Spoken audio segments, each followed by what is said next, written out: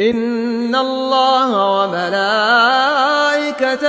يصلون على النبي يا أيها الذين آمنوا صلوا عليه وسلموا تسليما.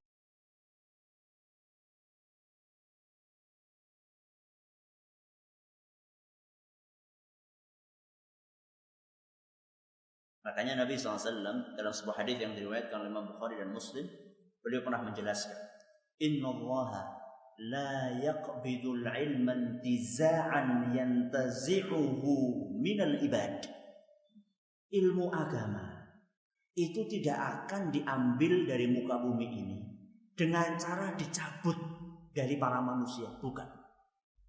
Jadi suatu saat nanti ilmu di dunia ini akan habis. Tapi habisnya itu bukan dengan cara ilmunya fikih mabur menglangit, tauhidnya mabur menglangit, tidak. Tapi bagaimana caranya Allah Subhanahu wa taala mencabut ilmu? Kata Allah, kata Nabi sallallahu alaihi wasallam, "Walakin yaqbidul ilma biqabdil ulama."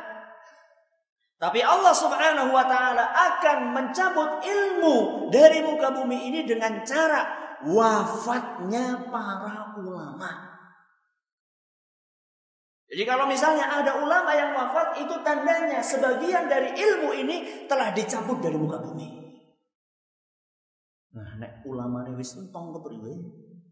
Kata Nabi sallallahu alaihi wasallam, hatta idza lam yubqi 'aliman ittakhadha an-nasu ru'usan juhalan. Kalau seandainya di muka bumi ini tidak lagi tersisa ulama, berarti ini seorang ulama, sisanya siapa? Ya, orang-orang yang tidak punya ilmu, atau dengan kata lain orang-orang yang jahil. Kalau sudah tidak tersisa ulama di muka bumi ini, kata Nabi SAW, ittakhadhan nasu ru'usan juhalan. Para manusia akan menjadikan orang-orang yang jahil sebagai panutan mereka. Orang tidak punya ilmu dijadikan sebagai panutan. Sing penting keturunannya mesti ulama. Tidak bisa. Yang namanya ulama itu bukan dengan keturunan. Yang penting darahnya darah ulama itu darah biru lah. Darah biru itu ning, nah ulama darahnya apa ya? Ya pada lah merah ya. Yang penting ini orangnya adalah keturunan dari orang-orang yang masya Allah, berarti ini ulama. Tidak. Orang-orang yang tidak berilmu dijadikan sebagai panutan karena mereka tidak punya ilmu. Fasu'ilu fa'aftau bighairi ilmin. Sehingga mereka karena tidak punya ilmu ditanya, mereka ngawur jawabnya. Jawabnya sembarangan tanpa ilmu. Fadhallu wa adhallu. Apa artinya?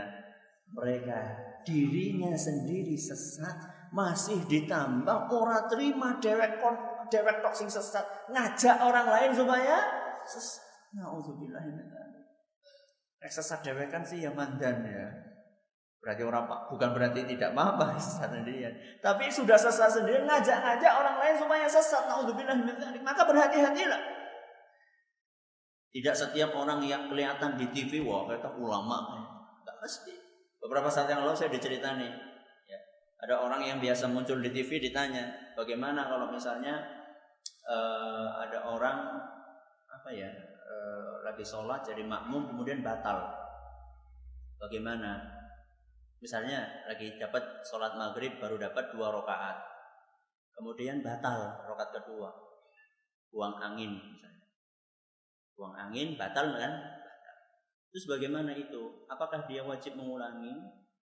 Kata orang tersebut, enggak, karena itu di luar batas kemampuannya. Ya sudah dilanjutkan saja sholatnya. Ngawur ini.